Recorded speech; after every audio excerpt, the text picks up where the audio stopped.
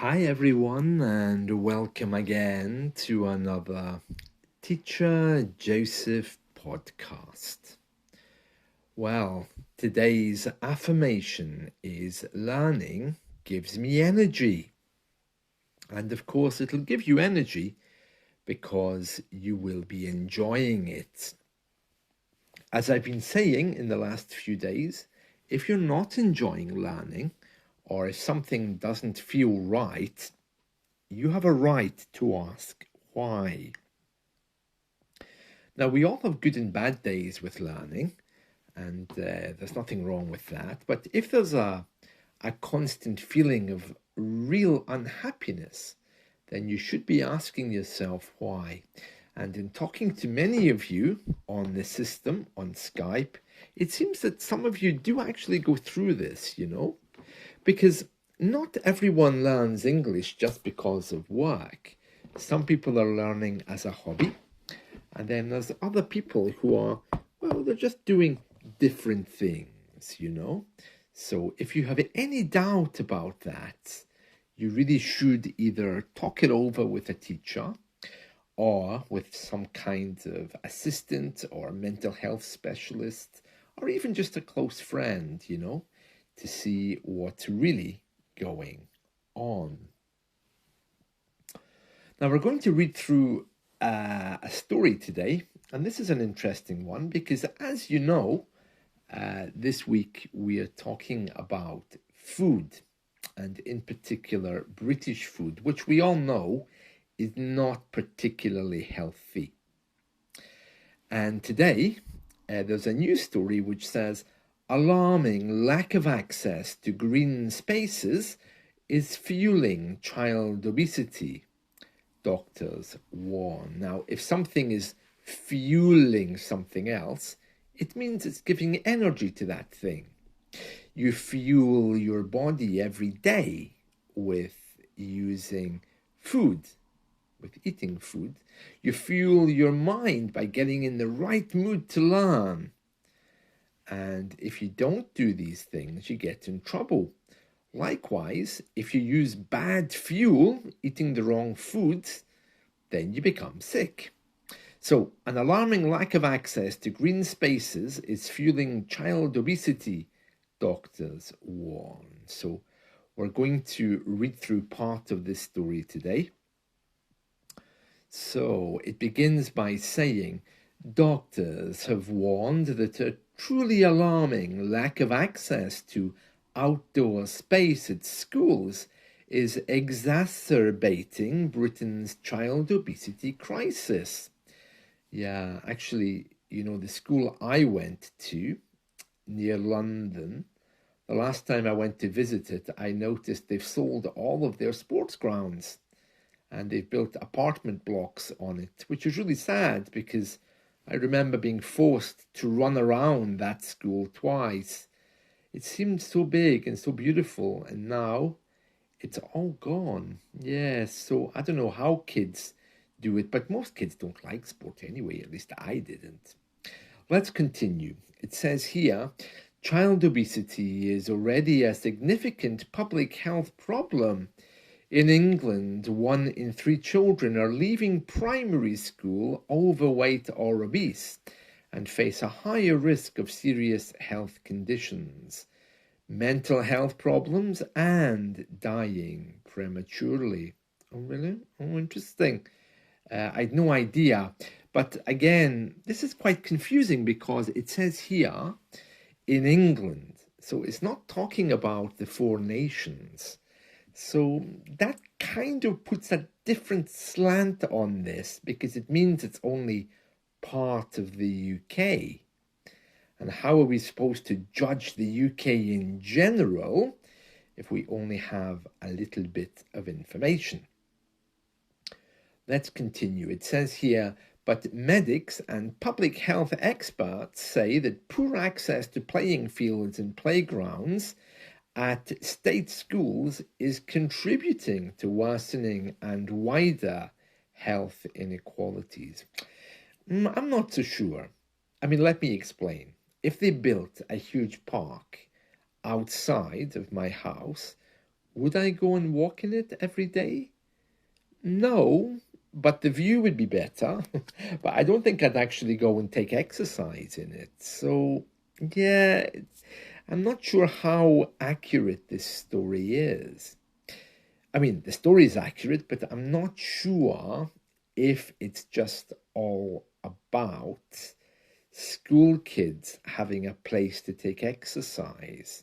I mean, when I was forced to run around the school I went to, I really hated it.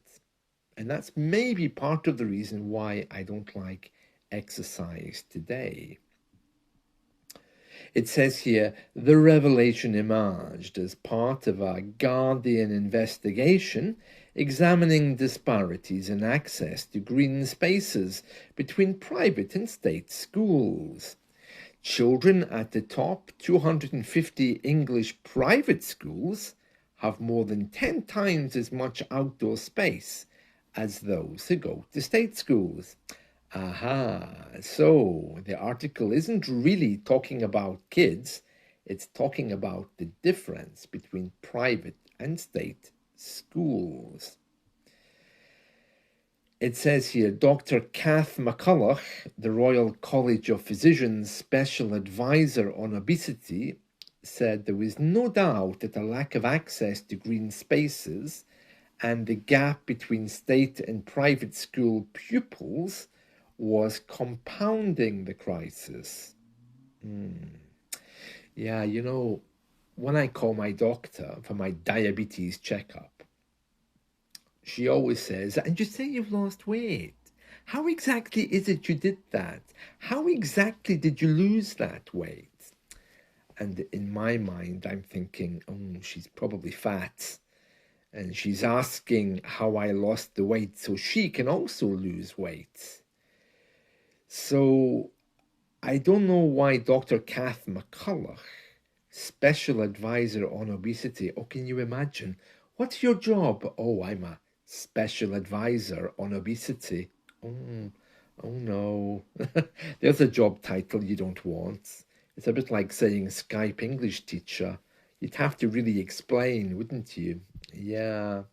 So this woman, Kath, she says, this huge gulf in access to open spaces at school is another example of the health inequalities facing young people. Another example. So what else does she know then, this Kath McCulloch?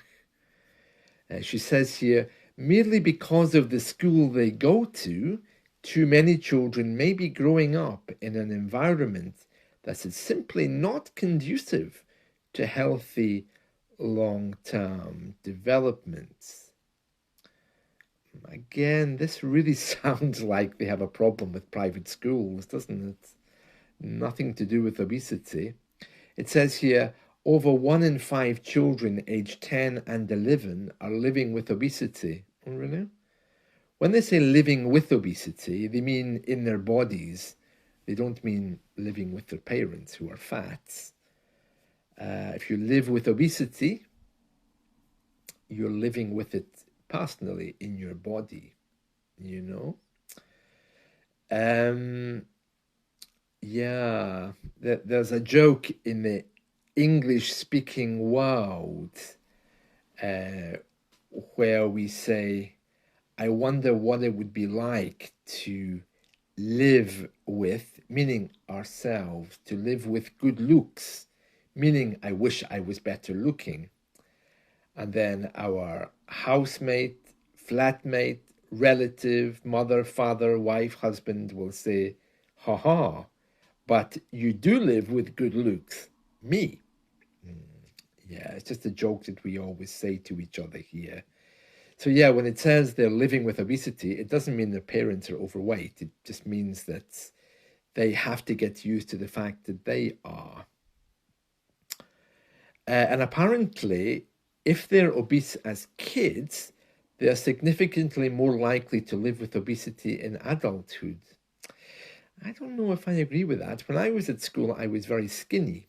In fact, I was very skinny in my 30s as well. It says here, the average student at one of England's top private schools, has access to about 322 square meters. It sounds like a lot when you put it into the metric system, but I'd need to know what that is in square feet or square inches before I could understand it.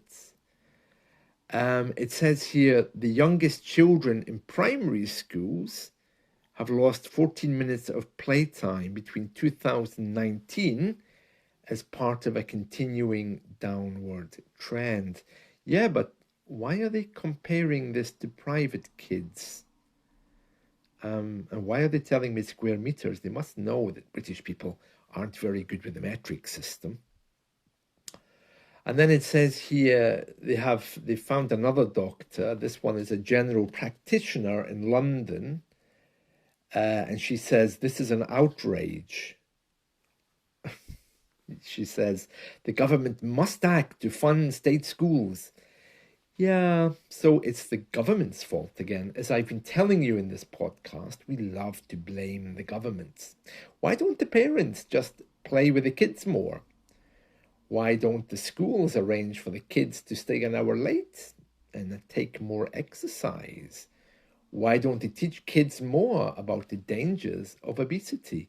But yeah, it's always the government's fault. So she's saying here, the government must act.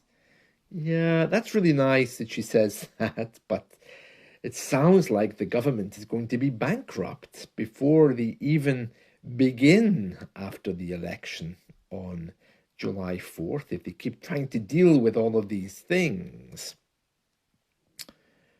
It says here, optimizing access to open spaces for kids, particularly for those who do not have access at home, must become a greater public health priority to protect the next generation. And of course, it has a picture of a man with 3 kids. I don't know who he is, but it's a little bit strange. He says, every Friday morning, Damien Jordan can be seen walking back and forth in the local park, staring at the grass. He's checking for dog mess and drug paraphernalia. Oh, really? In the next 10 minutes, 30 or so pupils from the local primary school will be walking through the park, and he's checking to make sure that it's okay. Yeah, but that's not related to schools selling their playing grounds. But Damien Jordan, it seems he's a head teacher, and he says, we played football against a private school. They play for an hour, 4 times a week. How do they have time for that? It's simple, because they don't have to do SATs, that's the government exams. They also have so much more space. When we were there, I had to pull half of my children out of the trees they were playing in, as they don't usually get to have that experience. Okay, so this story, which started off with lack of access of green spaces is making kids fat, has now turned into, oh, private schools, oh, well, they get more exercise. Why is that? So again, sounds a little bit jealous there, doesn't it? But anyway. Well, something to think about, isn't it? Very interesting, very interesting. And yeah, please do take time to read through our weekly lesson, which is all about British food. Make yourself familiar with the words you don't know, so that you can get studying that. And yeah, I think that would be very, very good, and also focus on the affirmation. And that's it from me for today. I hope you found this interesting, and let's talk again soon. See you all. Take care. Bye.